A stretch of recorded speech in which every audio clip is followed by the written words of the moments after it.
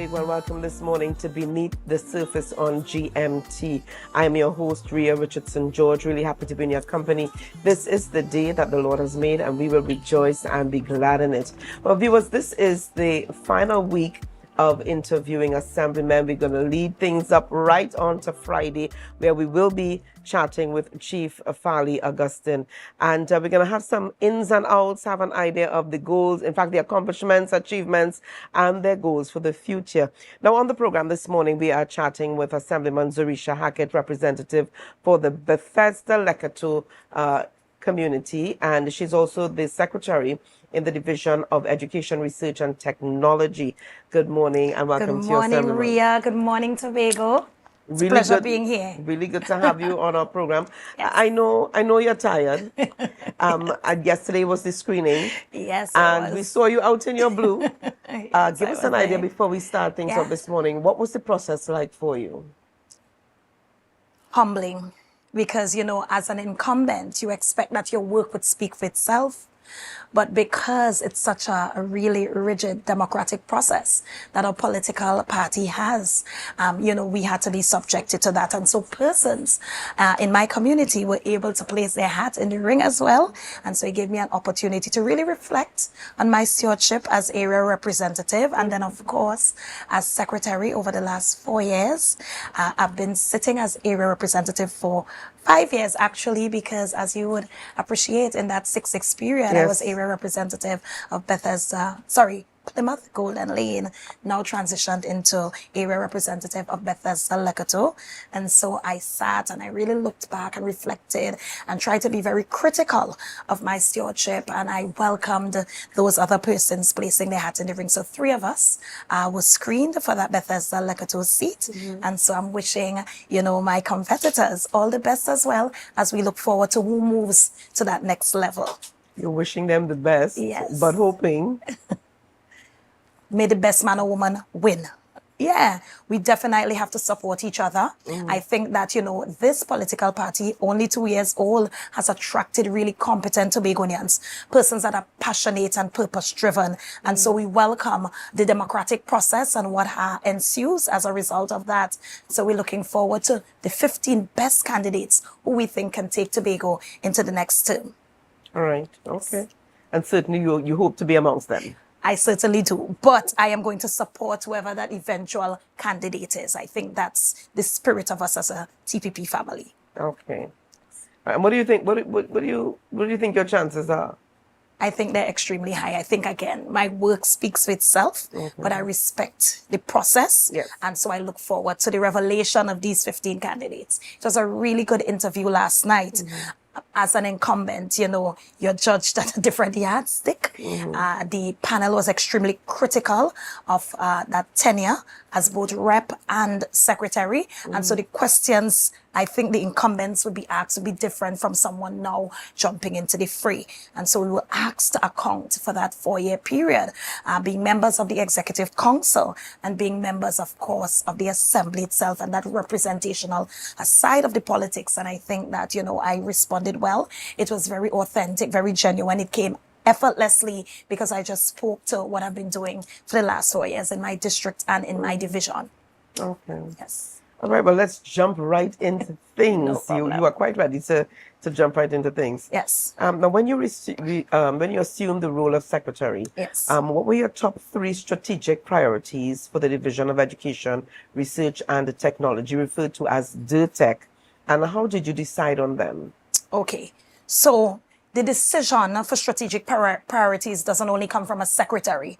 As an executive council, we sit down and we look at what we've met, coming into the Tobago House of Assembly. And so Chief Secretary actually furnished all the reps who were secretaries with mandate letters. And so he placed particular areas of focus for every secretary to be assisted with your assistant secretary to get those mandates covered. In my mandate letter, I was given most of the long-standing issues we battle with as an education district. And so my mandate letter spoke to areas such as contract teachers and, ensuring that we can have some job security for them and placing them eventually on that establishment. But the establishment itself needed some auditing and rectifying because, as you would appreciate, when this was created, we did not have 9 secondary schools on the island, right, with 3 of them being government assisted, which of course the process for that establishment would be different from the government schools. And so that was key on that list. We felt as if no former Secretary of Education pushed the envelope as it related to the curriculum. And the Tobago House of Assembly does afford Secretary of Education the opportunity to treat with, as prescribed by the 5th schedule, curriculum. And so we wanted some transformation of our curriculum and to make it Tobago-centric and to place the focus on 12 pillars that we felt would give that greatest little island on the planet, trajectory of the Tobago child, and to have the Tobago child grounded in these ideologies that would make him or her global citizens while maintaining, again, that Tobago identity. We also wanted to treat with inclusion, inclusive education in its truest sense. That was a priority as well. And we also wanted to focus on our students who are learning along that spectrum and ensuring that the curriculum is tailored to have them not be disadvantaged. And those were the 3 top priorities to me. I felt as if we glossed over inclusion. It was a buzzword in the space and no one actually took the time to, to relate to what is happening in our schools. Because we have 2 different scenarios. We have scenarios where the infrastructure and even the teaching learning mechanism is not equipped in a particular way to treat with the students who can work or operate in our actual education system with some additional support. And then we needed to have a space where students who could not be facilitated in that particular regular public schooling to be given specific, unique attention in a space that would also have them blossom and bloom from as early as that ECC level all the way into adulthood. And so that special school was on the front burner for us as an administration, because we felt as if what we currently have, Happy Haven, and of course the School for the Deaf, Speech and Language Impaired, needed some augmentation and needed some additional support. And we felt as if this plan to have this new campus right there in Signal Hill had been languishing for years. And so as an administration, again, we wanted inclusion, as in utilize our actual plans, the facilities we have now, and retrofit them to ensure that they can be access points throughout, while providing with the teacher support and the training required for the teachers there on the actual establishment to be able to provide that additional support for the students who require that. That was one end. And to, beef up and ramp up the type of support we give to those who could not operate in the regular teaching environment. So those were the 3 priorities for us: our contract teachers and the HR issues, our Tobago-centric curriculum, and ensuring that we push that as an agenda because we understood the importance of that cultural transformation, which was a priority area of the Ministry of Education, and the fact that as a Tobago House of Assembly, we had responsibility for curriculum and we were not moving on that responsibility. And then finally, inclusive education, but special education as a whole. Very nice. And those were your top 3 priorities. Yes, they were. Now tell us about, in terms of those 3 priorities, how many, which of them was fully achieved, which one is still in progress, and which one you may have changed, if at all? So none have changed. They've remained priorities, although other issues and challenges came to the fore that, of course, would pull you away from the priorities a bit to address. They've not all been achieved because I think that they are not overnight. Renovating and improving the facilities of the Happy Haven and the School for the Deaf while building out the plant at Signal Hill came to the fore. So we decided, listen, you can't build a campus in a month, in a year. Having the land, building out a user brief of what we actually want that facility to look like took some time. We did some serious consultation as well because we wanted the actual stakeholders involved there to be able to have a say. And I think what usually happens is government becomes very enthusiastic and runs out and gets these projects started, but are they really Are they able to really meet the needs of who we're building them for? That was the challenge. And we did not want this to be another government-driven project where we toot our own horns and we feel as if we're giving the stakeholders and the actual end users, something that we think they need. But we had them as a part of the entire project. And we were able to have some public consultations all around the island. And technical advisor Natasha Second took the lead on that. And we were able to build out the policy for what we wanted inclusive education to look like in general, and what we wanted this special campus, this special education campus to look like. And so that happened. Full user brief delivered to us by that special education committee.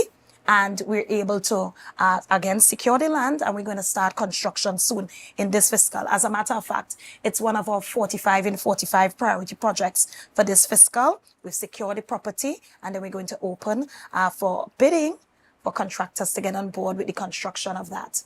The Tobago-centric curriculum, again, not an overnight project. We had to, first of all, define what we meant by that. And how does that have us placed in the national landscape if we're trying to specify what we wanted to project as education here on the island, and without transforming it, because a lot of persons got very worried when they heard this. Does this mean our students are not doing the SCA exam anymore? Does this mean that our teachers would have to be retrained and retooled? It's an integration of Tobago-centric modules into what we currently have. So it's not a scrapping off. Right. But it's an integration. So when our students leave the education system, they're fully equipped to operate in the real world, as I said before, while understanding and maintaining their identity. And so it, again, integration.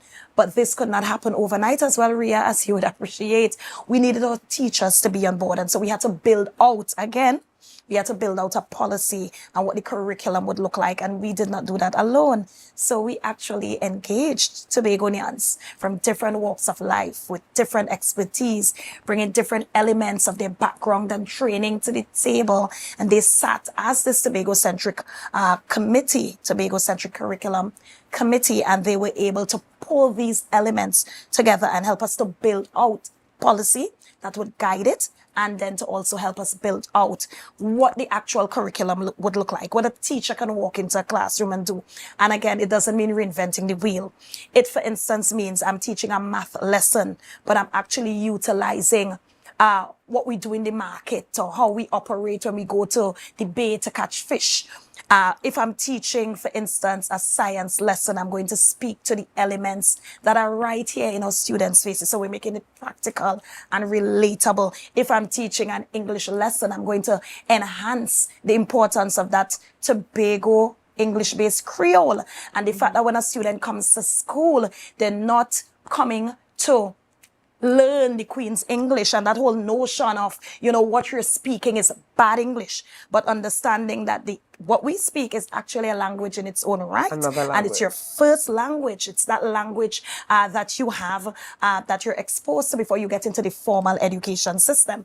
And the fact that that English-based Creole coming from a substrate African grammar and the phonology of it, and even the morphology and so on, but the way we utilize it, and because persons don't have the understanding of where it comes from, the fact that other Caribbean islands celebrate their Creole, whether it's French-based or Dutch-based, we need to, re-educate our population on what it means to be Tobagonian and to celebrate all the elements that come with that. So it's that type of integration that is required for us to re-educate our Tobagonians. And that is why, as I said before, that is not overnight as well. Right. Because it means that our teachers will have to be on board, and we may have to train and develop them and even expose them to some elements they themselves would not have been exposed to before they get into the classroom. What we understand and appreciate, though, is the fact that when we came with these buzzwords, Tobago-centric, and we're going there, teachers on their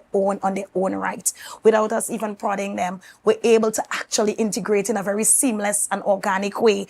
And because they understood, yes, this is an element that's missing from our education system, they were able to just run with it. So because we've had that buy-in naturally, when we have to push it out in a formal way, I think that we're going to have the successes we're looking forward to. And then that establishment, that HR issue very long standing. That is the one that was the biggie, because we had several teachers going over that age of 45 and not yet regularized and a part of it. And you know, to enter the teaching service, you have to be below that 45 years. That's the threshold. Right. And that was one that we, as I said, very long standing, and required that we really get that support from the central government, because it has to be taken to cabinet, and it has to be, although we've done the background work, it had to be where we needed that collaboration to take it to that end point. And the establishments of our schools, as I said, those needed to be treated with. And so that one was a bit more complicated than we had expected, but we worked really hard on getting it to a point where I think we've made some major wins there. All right, but we're going to take a break. That was a mouthful. That was a lot. Yes. All right, but we've got lots more coming up on Beneath the Surface. And, you know, Secretary, there are those who believe, and we're going to come to that just after the break, that because you came up within the trenches of the education system, there's some who believe that more could have been done, that you may have understood the plight of the teacher because you were in the mortar. Yes. You were, yeah. There's more in the mortar besides the pistol. You were in the in the mortar, and as a result, that you would have understood the plight of the teachers, and that more could have been done within the division. We'll discuss when we return. We're going to discuss some of those things No when we problem. come back from the break this morning. So stay with us, viewers. Join us just after this. Viewers, welcome back to Beneath the Surface. Straight talk, no chaser. That's right. We're still chatting this morning with Assemblyman Zorisha Hackett. We needed to remind our viewers as well that she did have a very short stint within the Division of Tourism, Culture, Antiquities and Transportation. So, of course, we'd like to have an idea of how that short stint may have prepared or not prepared her for the task ahead of the Division of Education. All right. Tell us this morning, how was that short stint for you? When I was placed there, I was given the responsibility for culture and antiquities, but with a caveat that I'm to be there until it's revoked, and it has not yet revoked. So I'm still responsible for the culture and antiquities departments in the division, so the work continues.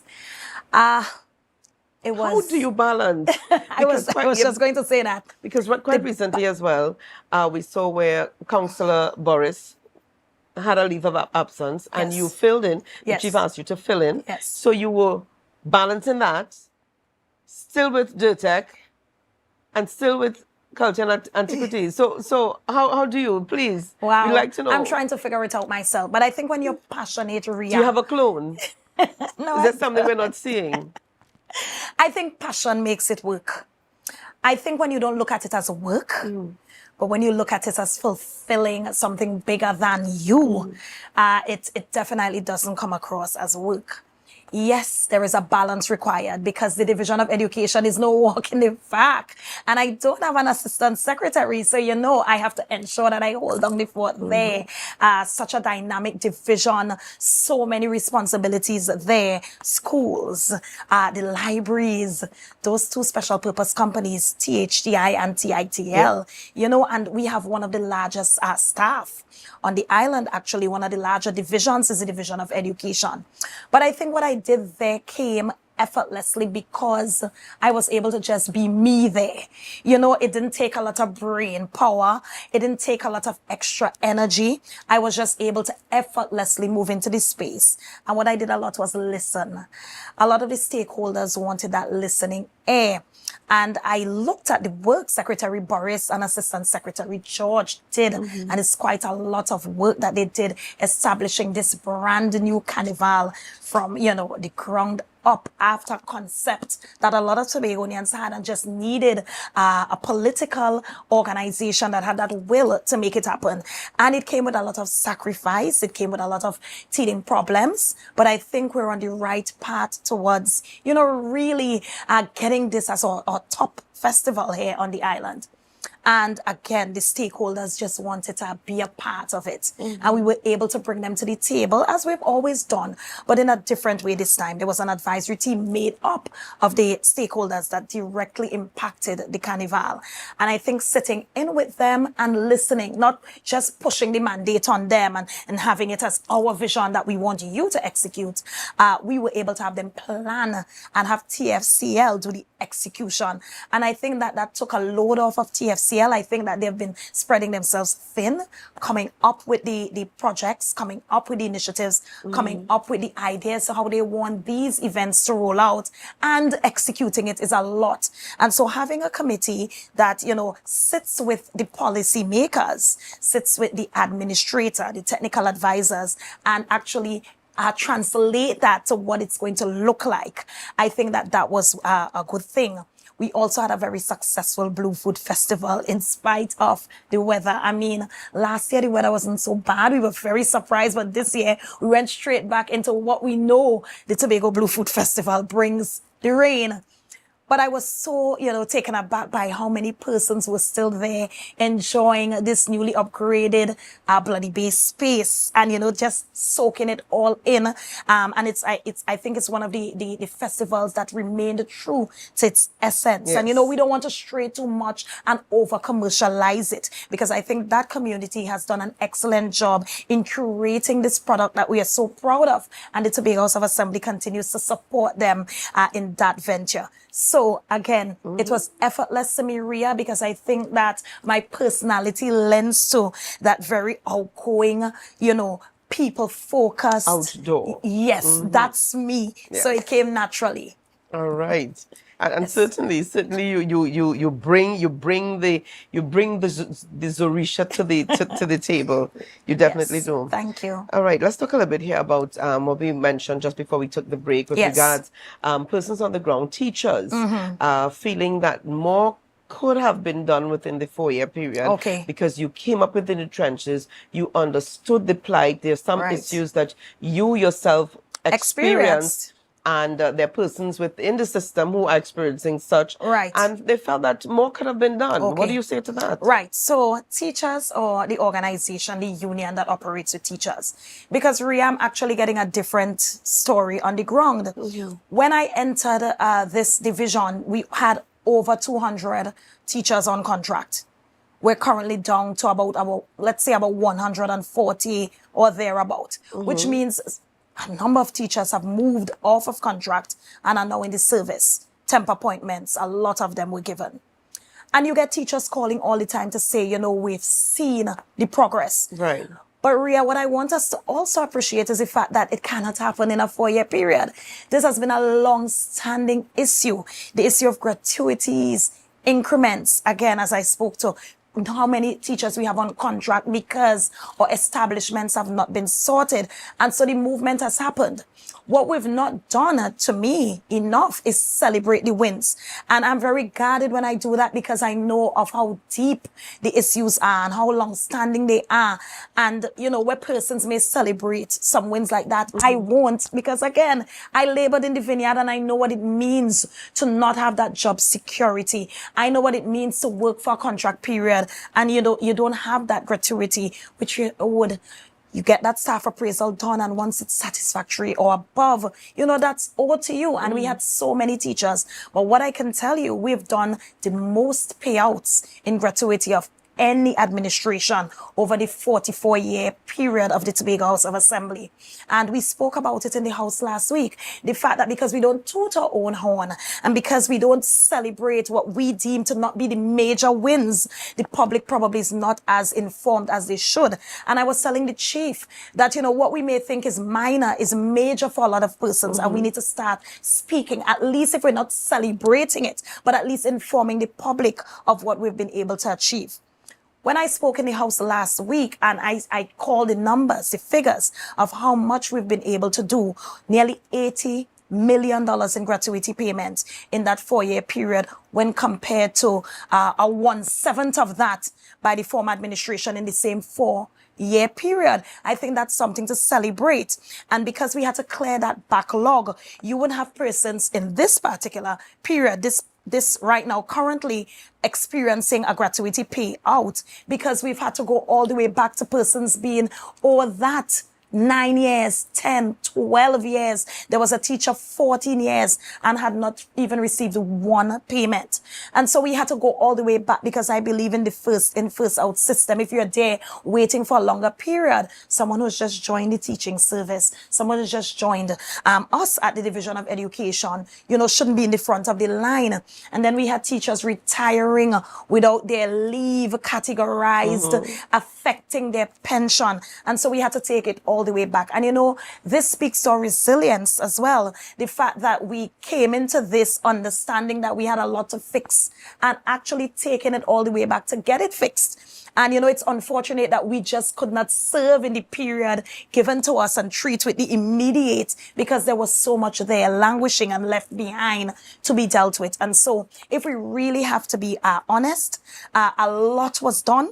But because there's so much to be done, it seems as if it's a 2 steps forward, about 4 so backwards because of the work. But I think, again, Rhea, that a one term is not enough to treat with the issues we faced. And I also spoke to the chief about that consistency, right? In ensuring that when we treat with, let's say it's gratuity, we keep at it. Because once you move your focus from there, the backlog occurs again. The issues, taking those issues to Minister of Education, because even if we do a lot of the groundwork here, a lot of it can't happen here in Tobago. We need a Teaching Service Commission. We need a CPO. We need a minister to take a note to cabinet. And if you don't have that collaboration between the central government and the Tobago House of Assembly, all the work we're doing here in the division would be, to naught.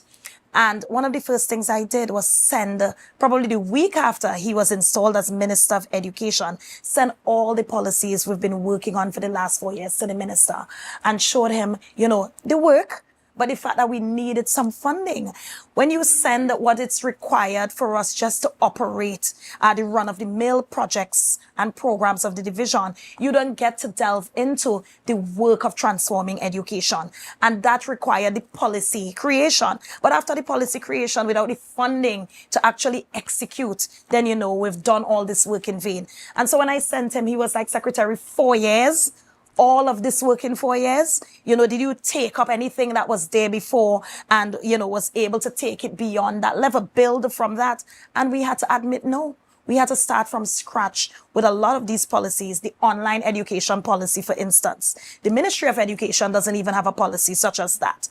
That is one that brings that interface between hybrid, what we call hybrid education. So the child who is not in school on any given day can log in on his or her device and in real time get the education that is occurring in the classroom.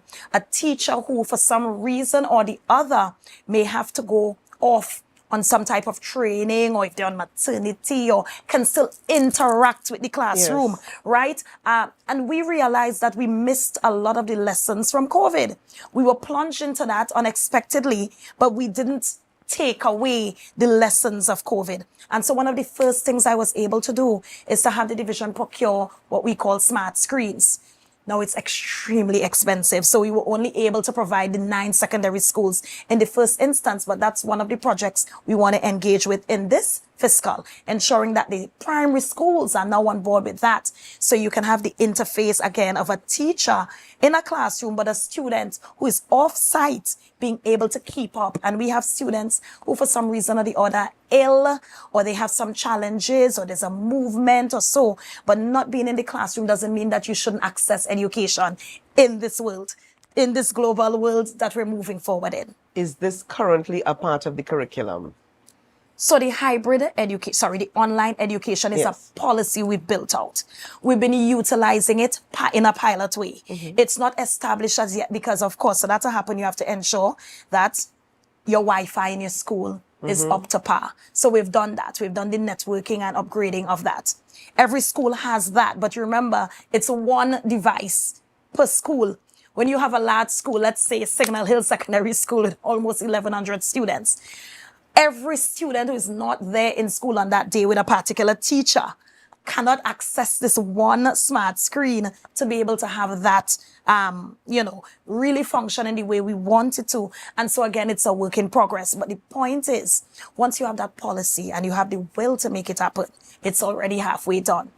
And what I think we were able to do is have the teachers trained and understand the importance of that modality of education. And they're excited because now students, even in the classroom, while the teacher is teaching, can utilize their devices. And so even that writing of the notes and so on in real time, a teacher can take a graph from off of that smart screen and it automatically is transmitted onto the devices of the students. Right. A lesson where a teacher would spend all this time writing notes on a blackboard and then the student copies it into a notebook. You're able to just upload it even before the lesson begins. So it gives the student the opportunity to be, very on par with what the lesson plan and what the curriculum would look like for any given academic year. And parents who are really vested in their children can jump into that as well and see what is expected of your child for a particular term. So not being in school, not being able to complete the notes on a board is no excuse for the type of education we want to render onto our students and our teachers here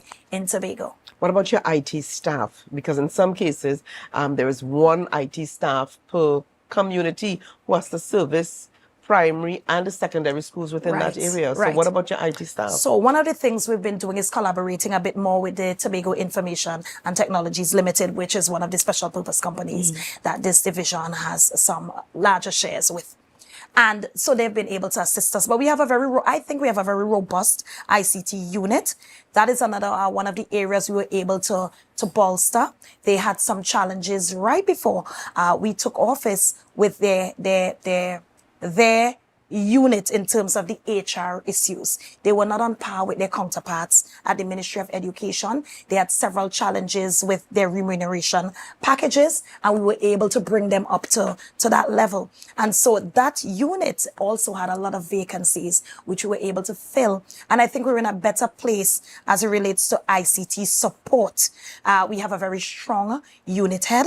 And I think, again, with the collaboration with TITL, we've been doing some good work in terms of maintaining our devices and maintaining the infrastructure, that technology infrastructure. What we need more, though, is more devices in our schools. We've been having a lot of complaints, and I've seen it firsthand, where EDPM labs and our information technology labs, have been lacking devices, because if you don't maintain these devices, and we faced it really in that COVID period where we were not on our plans for about 2 or so years. So treating with that constant upgrade of the devices became a challenge. And so several of our devices we lost in that period. So, building back up stock is the challenge right now. And that's one of the areas I was able to speak to Minister of Education about, the fact that, yes, we're very grateful for the opportunity being given to our SCA students moving into first form with the laptops, but we have a greater need. We need to supplement our labs.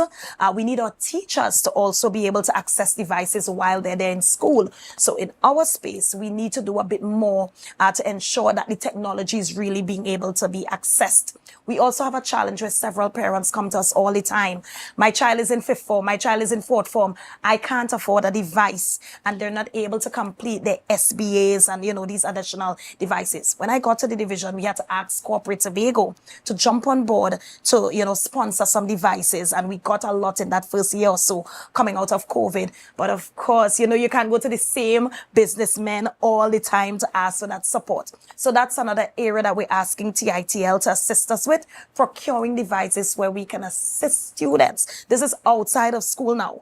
A child who does not have the device at home, a parent who just can't afford to be able to provide that device for those that I need. Because if we're pushing technology and we want as an island to have education and innovation as priority areas, and in treating with the SDG goals, goal number 4 of quality education, then we need to ensure that access is it's there, and we have persons who understand the fact that there's a Tobago House of Assembly who can meet that need if they can't meet that on their own. All right, access granted 24/7. Yes. All right, we're going to take a break, but when we come back, Assemblyman, we want to have an idea of, what's been happening within the Bethesda Leato community, some of the initiatives that you've rolled out, and where we are in regards to where, in fact, a status report. No All right, problem. so we're going to take a break, viewers. Remember, this is Beneath the Surface. Straight talk, no chaser.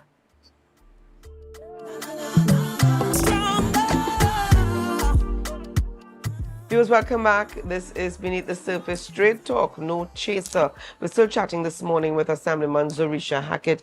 We're going to delve a little bit into her electoral district, Yes. Bethesda, Leato. Yes. Let's talk a little bit here about what has been happening within the electoral district that you feel, maybe you can pat yourself on the back or toot your own horn, so to speak.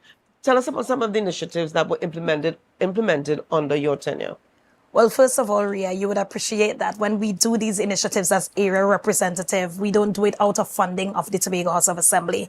It's done straight out of our pockets. And if we can get sponsors on board, that's a plus. Mm-hmm. But I wanted to say that because I think sometimes persons, they judge area reps on how many initiatives they were able to roll out. But that requires some financial discipline because you have to understand how you're balancing that with your salary. And therefore, what I've been able to do is to put aside, a percentage of my salary every month. So if the sponsorships don't come true, I can still roll out with these projects because my electoral district, and I'm very sorry to label it like that, but the statistics show it's one of the crime hotspots of the island. And we were able to, really look into the figures, look into the numbers. The data was able to inform us that a lot of our young persons felt, disenfranchised and they were not empowered, that if they did not have a job from the Tobago House of Assembly, that they're nobodies or they couldn't, take responsibility for their lives. And what I wanted to do, this give a man a fish and feed him for a day, but teach a man to fish and feed him for a lifetime became one of my, mantras. I didn't want to just do the handouts in my district. That's very easy. You take the hampers to those in need.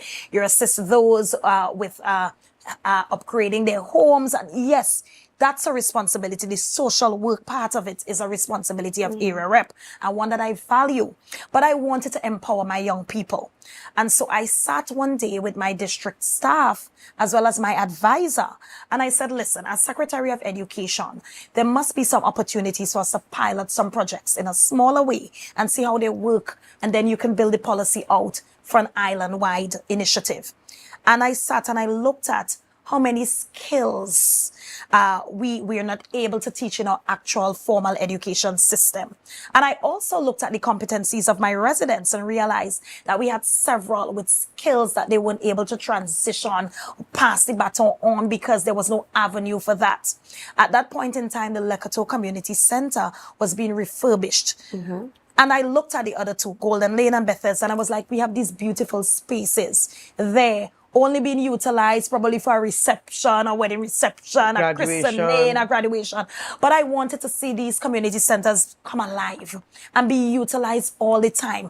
I must see a community center as that hub for young persons or elders. They can walk in there and walk out of there empowered. And so we sat down and we pulled together a skills training camp for young persons because, when you expose persons to skills, they're in their teens. But I felt like if we expose them earlier, then that passion and interest would be able to bear fruit. Mm-hmm. And so we sat down in that first year, we came up with 30 skills. 30.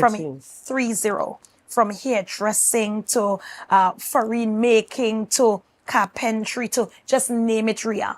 And that first year we had about 85 or so coming down to the end of it because you have a lot of persons applying, but there's so many camps happening. Right. At that same time, we had it the first 2 weeks of that July-August vacation. And I said, it's clashing. So this year, I wouldn't go the first 2 weeks. I'm going to go more August when most of the camps are finished. And now parents are there with their children wondering what to do. I mean, it's 8 weeks. And for some strange reason, everyone puts their camps 2 weeks after school is closed and then nothing else for that 6-week period. But Rhea, what I appreciated about the camp was that the majority, almost 80% of the tutors or facilitators came from my electoral district. And it was their way of giving back. And this year I gave them a stipend and a lot of them gave it back to me. You know, I wanted to show them that I value their work, but they were like, no, utilize this for another initiative. So they gave back. Some of them took this stipend and bought hampers and brought back to the district office for me to give to someone in need. And I really appreciated the fact that the community saw it as not something to make a dollar from. It wasn't something to hustle. This was a skill they had, you know, God-given talent that they were able to pass on. And a lot of these tutors were elders who felt as if their own children weren't interested in that skill. Crocheting, embroidery, as I said, carpentry, masonry. And we got a lot of the Tobago House of Assembly divisions employees there to come on board as well. They saw it, were very interested and called me, how do I come and I give back there?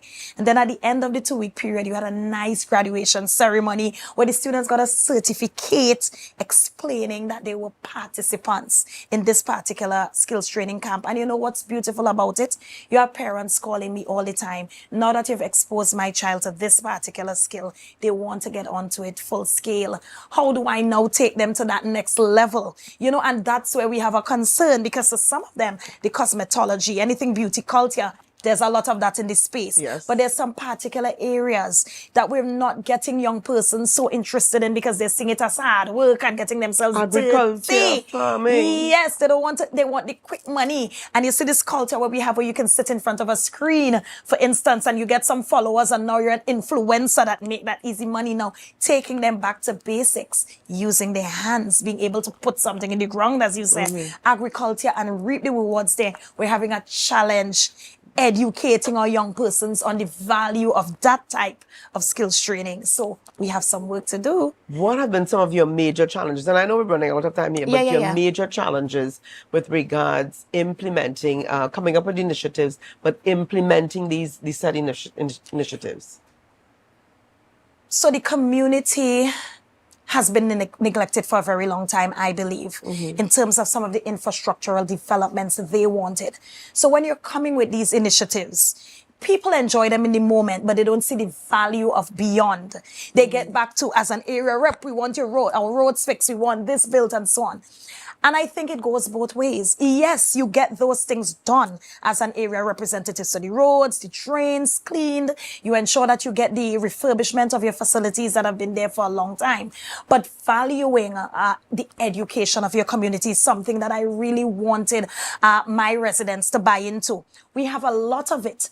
Middle-aged and elders understanding the value, but our young people, you know, this get it fast now culture, that needed some education. And what we were able to do in our community forums is explain to the community that it's not the area representative's job alone to hold a community together. We needed that interaction from the church, from our village councils, from all those special interest groups, the fisher folk, you know, or PTAs. And I think I was able to get all of the community, that whole of community approach into building back, you know, the values of a community such as Bethesda, Leato.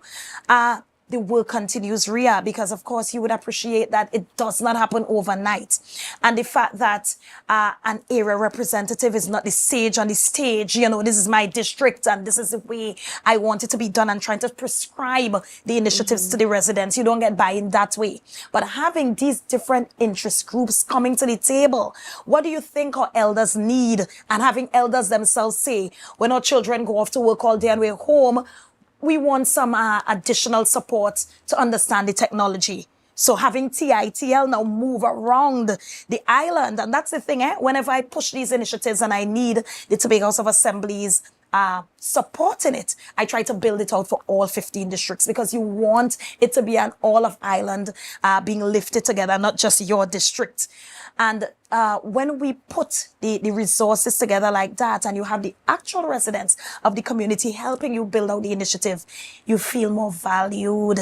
If you feel as if it's more worthwhile, and the buy-in comes naturally because they see it as their baby as well. And you are not just the one, you know, trying to get some fame or clout from it as an area representative. But what you also have is the fact that that blueprint has been set by the community itself. So no matter who's sitting in the seat of area rep, they have these initiatives vested in them that they can pass on and keep. Because one of the things I have a challenge with, Rhea, is someone owning a project that if that person isn't there, the project disappears with them. That's and right. I think some of the projects that we have in the district, because again, they've been built by the community themselves, they're going to live beyond me or my tenure as area representative.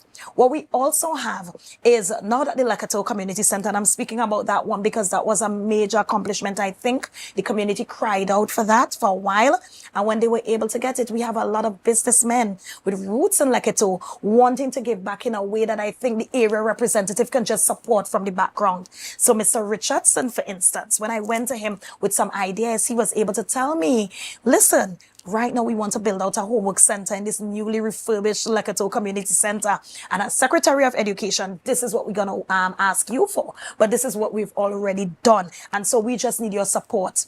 And the thing is, when you have residents so invested in a community where you, as the area representative, can just stay out of the limelight and give the support from the back, you feel as if your work is really being done. Because an area representative's role is not to lead everything, but to provide some support from the background, some advice, probably access to the resources that are there, inform what the Tobago House of Assembly has to offer, and give persons, that pathway for access. But it's not always front and center, and it's my initiative and my name on it, And I think that my district really has had that opportunity to build these initiatives with me.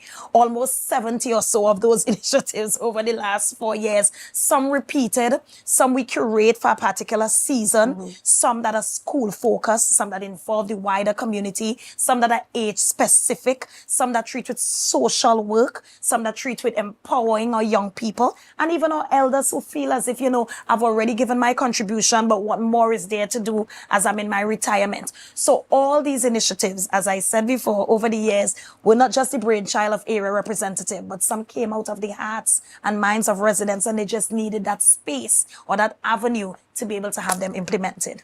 And I love that. Question: if you had the opportunity to shift communities, would you?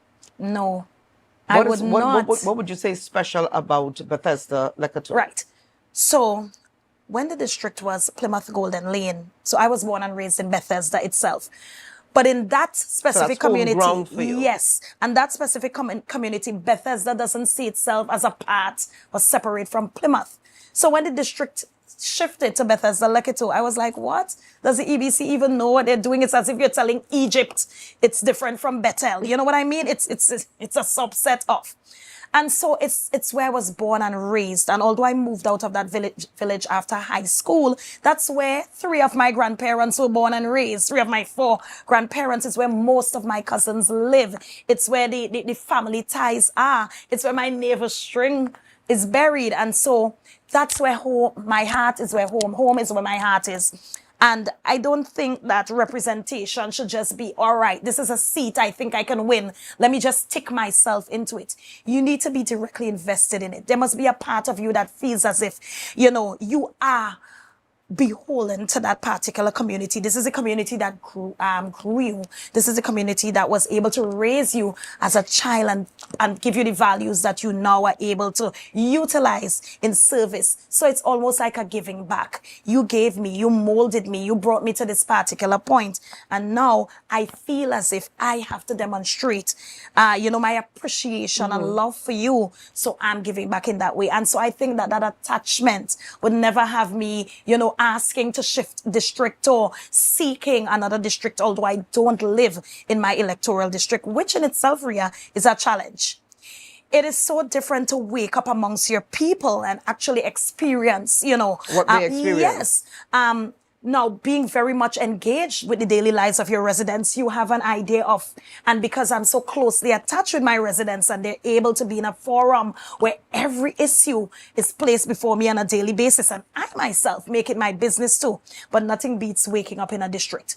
Now, that makes you work even harder because the area rep who lives in the district has easy access. They see that car driving in, you walk to a shop right there, they know where you live, they can knock on your door. But what this means to me is that I have to make an extra effort to ensure that I remain grounded with my district, because not living there doesn't mean that, you just, all right, I'm not living there. So no, you have to make it your business to be a part of their daily lives. That's what they expect of you. And so that's not an excuse to me. It just means that I can't, just wake up and walk down the street. I have to jump in my car and get in the district and spend longer hours actually communicating and engaging with them, because I don't have the luxury of, them just walking up to my door and tapping on my gate or calling me out. Right. So that means that I have to put aside time, balance that life of being secretary and area rep to ensure that my district, which comes first, if you're not elected as an area rep, you don't have the job of sitting on an executive council. And for me, that is the priority, serving my residents, So yes, that's a non-issue. I definitely wouldn't want to change electoral districts for anything. What would be your one regret? Regret. Rhea, I don't have regrets, I learn from whatever challenges I've had. Regret. That one thing you regret, maybe within your 4-year period. Regret. Rhea, regret is a word I don't have in my vocabulary, Lessons learned from every issue, and I don't ever look at it as failure. So what is the lesson I've learned from this? So how what could are I your have done lessons? this? What are 2 lessons that you would have learned along the way that you think would, it would take you throughout the rest of your life? So I understand the importance of people and not taking them for granted. And I think a lot of us as representatives or leaders, we forget our why. So you're very passionate when you're vying for the seat and you want to be placed out there. And then when you get into it, the job itself consumes you. And so I think that one of the things that I've taken away from this is the value of people. And it's not because people are depending on you, because not everybody's depending on you. Some persons have made their lives and they just want good representation for their district. And what I understand in this period is the fact that some people just want to pray for you. Some people just want to let you know they're supportive. Some people want to be able to give you the criticisms in your face, to let you know you've been straying here, or this is another direction you can take it, to give you advice, to make some recommendations, to finally be heard and seen. And I think nothing beats that engagement with your district and valuing everyone, from the doctor in your district to the fisherman, from the single mother to he or she that has a grounded family base. And from the youngest resident to the oldest resident, everyone has a voice. And you become that voice when you sit in the assembly, and you're supposed to represent every voice at that table. After the election, the political colors come off. And every resident, from the one who told you don't come into my yard, I wouldn't support your political organization, to your most avid supporter, requires that representation.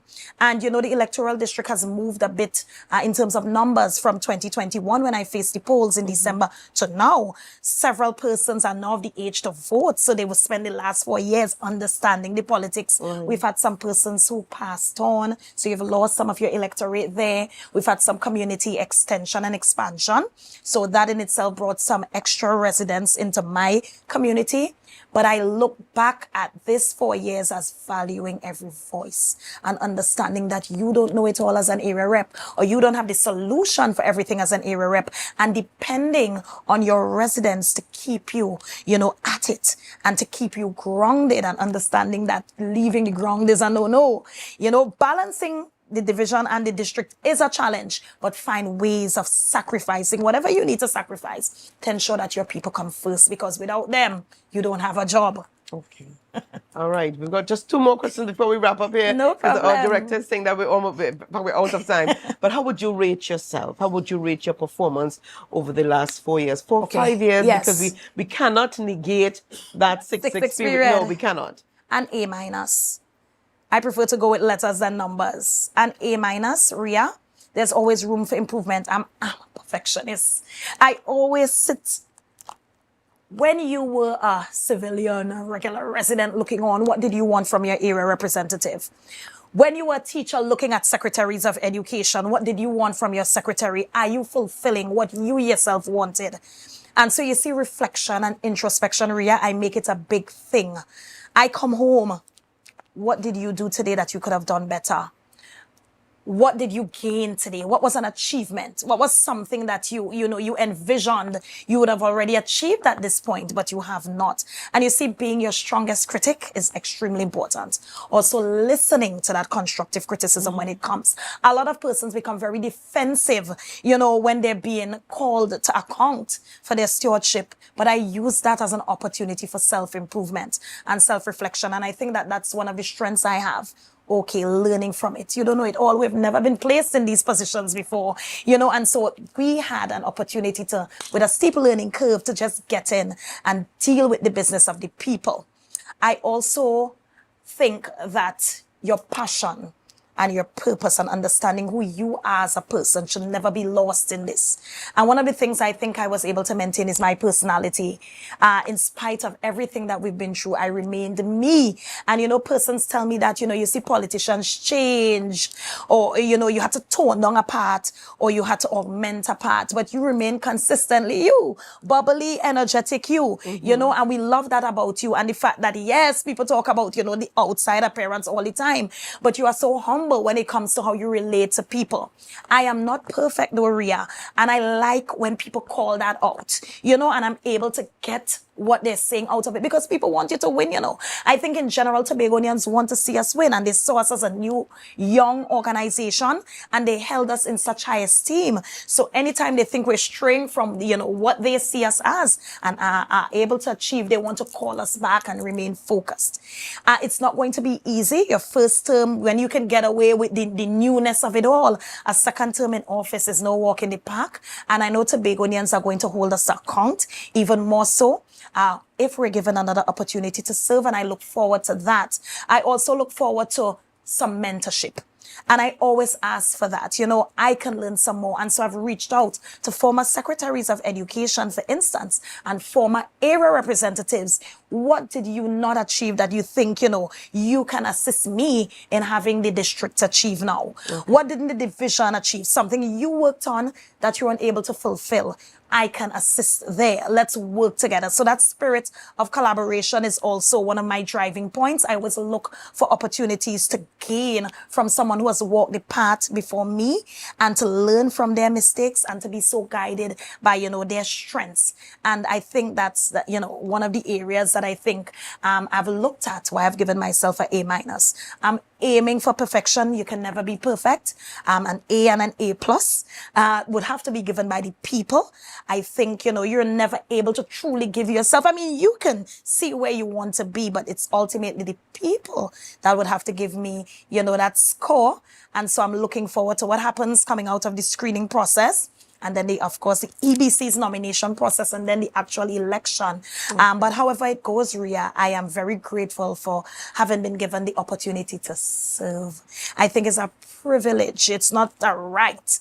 And, once you get to this point, you need to understand the value of that calling, and the fact that persons believe that you had that opportunity and that right to be able to lead them in a particular way. And I am grateful to the residents of Bethesda, Leato, Golden Lane, and Woodlands for this opportunity. And I look forward to serving them in or out of office. All right. Yes. Well, I think that's a good place to leave it, because you just spoke directly to your electorate. All right. But we really want to thank you for chatting with us this morning. Assemblyman Zorisha Hackett. Straight talk, no chaser. It is beneath the surface, viewers. So you can join us tomorrow for another episode. We're certainly looking forward to chatting with our next guest. So have a great day, Tobago. Stay safe, and we will see you tomorrow. Blessed. Bye-bye.